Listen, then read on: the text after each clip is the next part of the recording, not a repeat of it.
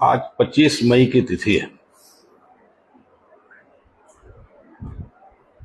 सर्वप्रथम तो मैं आज एक बड़ी घटना घटी है बेमेतरा में, बारूद फैक्ट्री में विस्फोट की,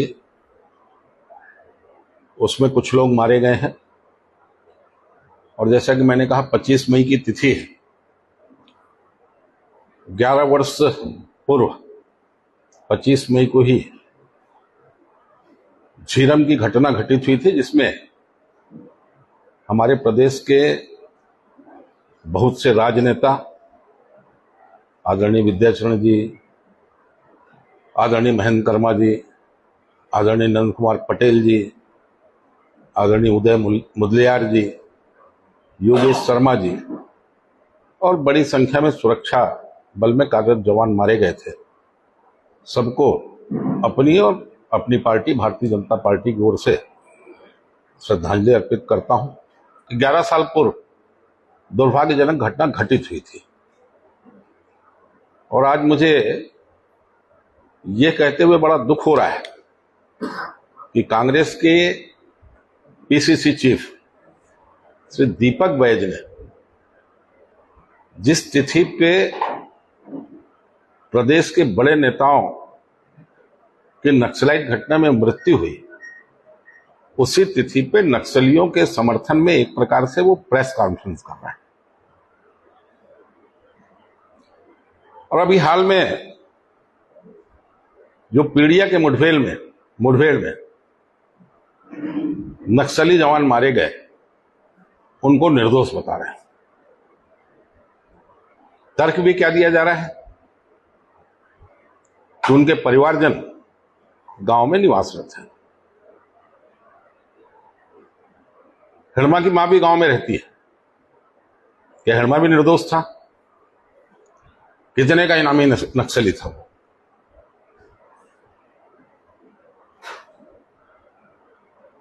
छत्तीसगढ़ में भारतीय जनता पार्टी की सरकार बनने के पश्चात सरकार ने एक लक्ष्य निर्धारित किया कि हम 2 वर्ष के अंदर छत्तीसगढ़ को नक्सलवाद से मुक्त करेंगे। और उन्हें सीधा प्रपोजल भी रखा कि हम बात करने को भी तैयार हैं, आप बात करना चाहें तो बात करें, और आवश्यकता पड़ी तो पुलिस बल की जो कार्रवाई करने की आवश्यकता होगी वो कार्रवाई करेंगे। परिणाम भी आपके सबके सामने है कि 5 महीने के अंदर मुठभेड़ में 115 से 20 के करीब नक्सली मारे गए हैं और मारे जाने वाले नक्सलियों की पहली बार इतनी बड़ी संख्या में डेड बॉडी बरामद हुई है। पर जब भी नक्सली मारे जाते हैं तो कांग्रेस का कोई ना कोई नेता खड़ा होकर कहता है कि वो नक्सली नहीं थे, ग्रामवासी थे जिनको मार दिया गया। पहली घटना हुई थी छोटे बेटिया में, जिसमें 29 नक्सली मारे गए थे। और जैसे 29 नक्सलियों को मारे जाने की खबर आई, सबसे पहला स्टेटमेंट पूर्व मुख्यमंत्री भूपेश जी का आया कि यह फर्जी मुठभेड़ है।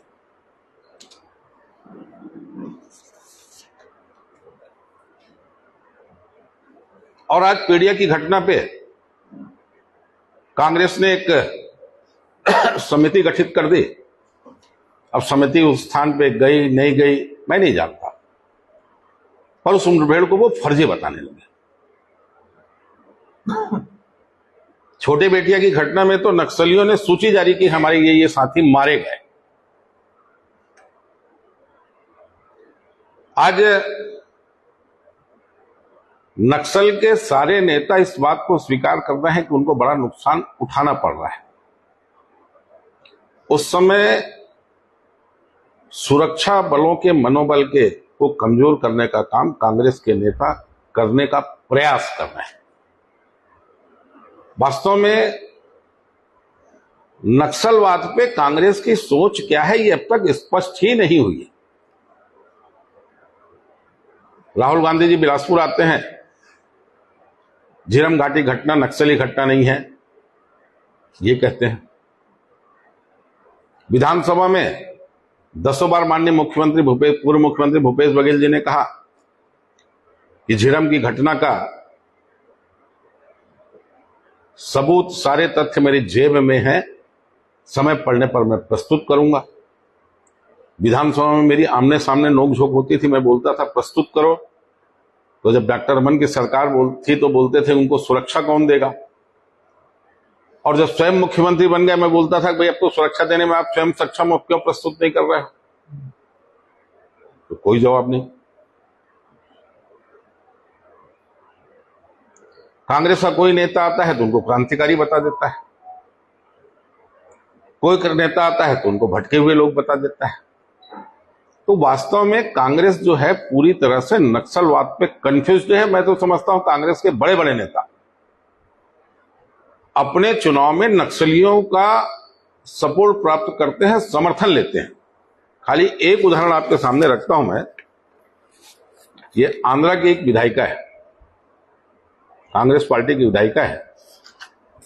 इसने अपने सोशल मीडिया में लिखा है अपने आप को एक्स नक्सलाइट। काफी उपलब्ध करा दूंगा मैं आपको। कुछ लोग कंफ्यूज हैं कांग्रेस के लोग, और कुछ लोग चुनाव के दौरान नक्सलियों से सहयोग प्राप्त करते हैं, इसलिए नक्सलियों के प्रति इनकी भावना साफ रहती है, इनके सपोर्ट में खड़े होते हैं। वास्तव में कांग्रेस ने चाहे प्रदेश में हो चाहे देश में हो, सुरक्षा बलों के मनोबल को तोड़ने का काम किया है। पुलवामा की घटना पे एयर स्ट्राइक होती है, या उरी की घटना के बाद सर्जिकल स्ट्राइक होती है, तो प्रमाण मांगने के लिए पूरा देश समर्थन में खड़ा होता है। तो प्रमाण मांगने के लिए सिर्फ कांग्रेस के नेता ही सामने आते हैं और कोई दूसरा व्यक्ति प्रमाण नहीं मांगता। अब पेड़िया की घटना हुई तो इन्हें जांच समिति बना दी। मैं आप लोगों के माध्यम से पीसीसी चीफ से पूछना चाहता हूं कि कितने बार सुरक्षा बल के जवान मारे गए, कितने निर्दोष नागरिक मारे गए, कुछ तो छोटे बच्चे भी मारे गए। क्यों भाई इन हत्याओं पे आप कोई जांच समिति क्यों नहीं बनाते? क्यों अपने लोगों को नहीं भेजते? उसका जवाब उनके पास नहीं है।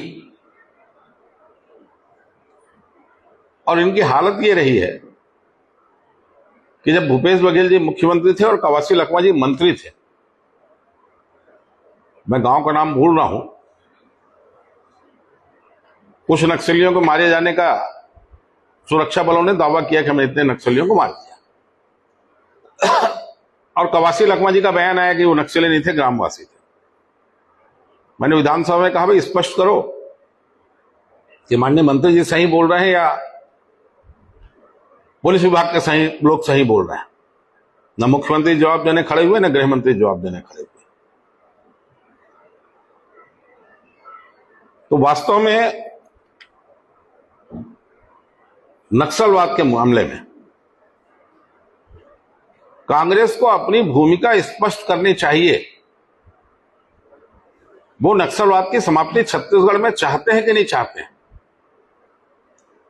अगर छत्तीसगढ़ में नक्सलवाद की समाप्ति चाहते हैं तो सुरक्षा बलों के जवानों के साथ और सरकार के साथ उनको कदम से कदम मिलाकर खड़ा होना चाहिए। राजनीति करने के लिए और बहुत से विषय हैं, हर विषय पे राजनीति नहीं होनी चाहिए। 1971 का युद्ध हुआ तो भारतीय जनसंघ था उस समय, हमारे नेता अटल बिहारी वाजपेयी ने कहा कि हम सरकार के साथ हैं युद्ध की इस घड़ी में। नरसिम्हा राव जी प्रधानमंत्री थे। संयुक्त राष्ट्र संघ में जब कश्मीर का मामला आया तो उस प्रतिनिधि मंडल का नेतृत्व विपक्ष के नेता होने के बाद आदरणीय अटल बिहारी वाजपेयी ने किया। उन्हें ये नहीं कहा कि सरकार कांग्रेस की, मैं क्यों करूं। जब राष्ट्र के हित की बात हो, जनता के हित में जुड़े हुए मामले हो, वो राजनीति से ऊपर होने चाहिए। और आज वो तिथि जिस दिन कांग्रेस के बड़े नेताओं की हत्या हुई, मैं तो ये मानता हूं कि हमारे नेता मारे गए वो सिर्फ भले कांग्रेस पार्टी के, पर वो थे प्रदेश के नेता, और वो नुकसान पूरे प्रदेश का है, सिर्फ एक पार्टी का नहीं है। और ऐसे दिन पे नक्सलियों के समर्थन पे अगर दीपक बैज जी प्रेस ले रहे हैं, उनका समर्थन कर रहे हैं, तो इससे दुर्भाग्यजनक स्थिति और कोई नहीं हो सकती। बंधुओं, ये अगर सफलता मिल रही है तो सफलता के पीछे बड़ा कारण यह है कि 5 महीने के अंदर इंटीरियर के क्षेत्रों में 28 से ज्यादा सुरक्षा बलों के नए कैंप बने, 103 से ज्यादा पुलिया बनी, कम्युनिकेशन के लिए 120 से ज्यादा टावर लगे। जहां हम नक्सलवाद के खिलाफ काम कर रहे हैं, वहीं विकास की दृष्टि से भी हमारी सरकार काम कर रही है। और जब नक्सलवादी स्वीकार कर रहे हैं कि हमारे लोग मारे गए हैं, सूची जारी कर रहे हैं, उसके बाद कांग्रेसी फर्जी मुठभेड़ की बात करते हैं, इससे दुर्भाग्यजनक स्थिति और कुछ भी नहीं हो सकती। मैं निंदा करता हूं और उनसे उम्मीद करता हूं कि भविष्य में वो सरकार के साथ नक्सलवाद की समाप्ति के लिए खड़े हों। मेरा एक प्रश्न है आपसे, नक्सलवाद पे राजनीति लगातार होती रही। दीपक बैज जी की आज प्रेस कॉन्फ्रेंस थी, उन्होंने कहा कि बस्तर से मैं आता हूँ, बस्तर को भारतीय जनता पार्टी का कोई भी नेता नहीं समझता। पहली बात, आपने कहा कि कुछ नेता ऐसे हैं जो नक्सलवाद का समर्थन लेते हुए चुनाव जीते। ऐसे कौन से लोग हैं, क्या नाम प्रमाणित करेंगे? आप लगातार मीडिया से जुड़े हुए हैं, आप स्वयं अंदाज लगाइए कि जब नक्सली स्वीकार कर रहे हैं, खुद लिस्ट जारी कर रहे हैं कि हमारे ये मारे गए, और उसके बाद कांग्रेस का कोई नेता कहे फर्जी मुठभेड़ है, ये उचित है क्या? नंबर 1। नंबर 2, मैंने कवासी लखमा का विशेष रूप से जिक्र किया कि 2 लोग मारे गए थे, मंत्री के रूप में उन्होंने विरोध किया, और पुलिस वाले कह रहे थे जवान मारे गए। शायद आपको भी ध्यान होगा, मैं गांव का नाम भूल गया हूं, क्या माना जाए उसको? नक्सलियों का सपोर्ट माना जाए कि नहीं माना जाए? झीरम की जब घटना हुई तो बचने वाले में कितने लोग थे और किन परिस्थितियों में बच के आए थे, आपकी जानकारी में है कि नहीं? मोटरसाइकिल चाबी लगी हुई मिली और किसी को नहीं मिली, और भागते हुए उनको कुछ नहीं किया गया। क्या सिद्ध करता है अपने आप में ये? शर्मा जी, एक सवाल है पुनर्वास नीति को लेकर। एक मिनट, ये देखिए, उनके जो नक्सलवाद के प्रमुख हैं, उनने जो पत्र लिखा है, उसी वेणुगोपाल, उसी कुछ लाइन आपको पढ़ के बता रहा हूं आपने से। पुलिस जिन लोगों को मार रही है, उन तमाम लोगों को माओवादी के रूप में बताते हुए तमाम कत्लेआम को जायज ठहराने की कोशिश कर रहा है।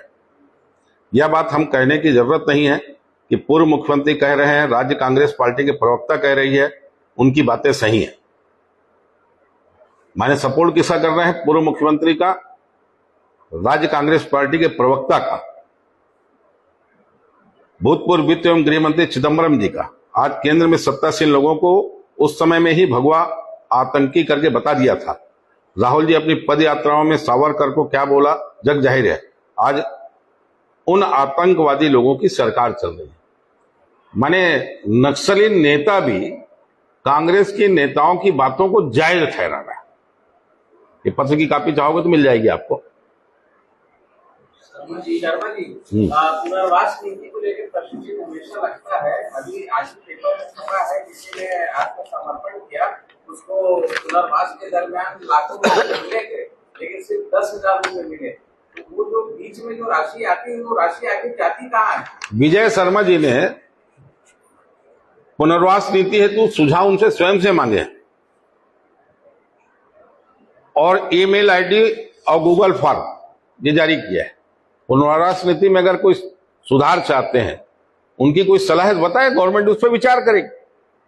लेकिन जो राशि आती है वो वास्तविक, देखिए, वैसी कोई घटना आप स्पेसिफिक बताएंगे, आज पेपर में छपा है, आप स्पेसिफिक घटना बताएं तो उसकी जांच करके अपन सरकार से बता देंगे कि वार्षिक में कितनी मिली है और कितनी पहुंची है, उसकी जांच कराई जा सकता है।